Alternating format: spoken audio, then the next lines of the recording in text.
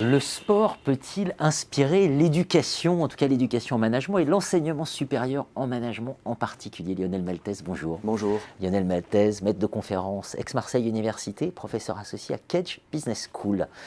J'ai souhaité vous recevoir parce que vous êtes un de nos grands experts sur les questions du sport et des dynamiques sportives et des modèles économiques dans le sport. Revue française de gestion, Gilles Pachet nous dit « Tiens, après tout, et si les ligues de sport US, ça pouvait être un modèle pour notre enseignement supérieur ?» Vous vous dites c'est peut-être un peu plus compliqué que ça.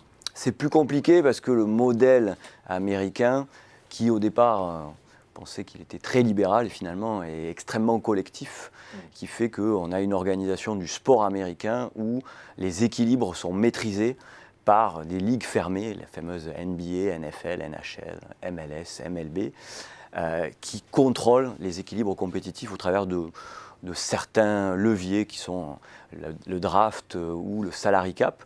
L'adapter au milieu de l'enseignement supérieur et notre milieu voudrait dire qu'en effet, il y a un certain collectif qui existe entre nos organisations, qu'elles soient nos universités, nos écoles, mais également les joueurs, c'est-à-dire les professeurs, qui est un certain collectif et qui est une gouvernance autour de ça.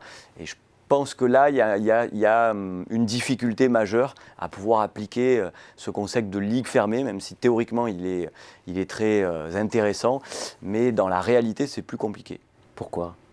Parce que je pense qu'aujourd'hui, on n'a pas de gouvernance de l'enseignement supérieur et des enseignants. Il y a une grande liberté finalement que n'ont pas les joueurs américains. Un joueur américain qui porte par exemple une marque concurrente de la marque de la Ligue va être obligé de mettre en avant la marque de la Ligue pour développer collectivement son sport. Et la marque NBA est très forte. Aujourd'hui, la marque de l'éducation supérieure, je ne la connais pas.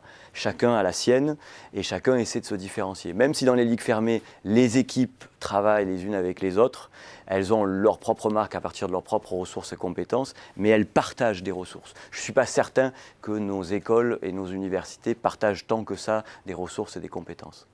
Je vous recevrai pour une interview longue où vous nous expliquerez que de votre point de vue, c'est peut-être le tennis qu'il faut regarder. Voilà, donc débat à ouvrir, à poursuivre. Merci Lionel. Merci.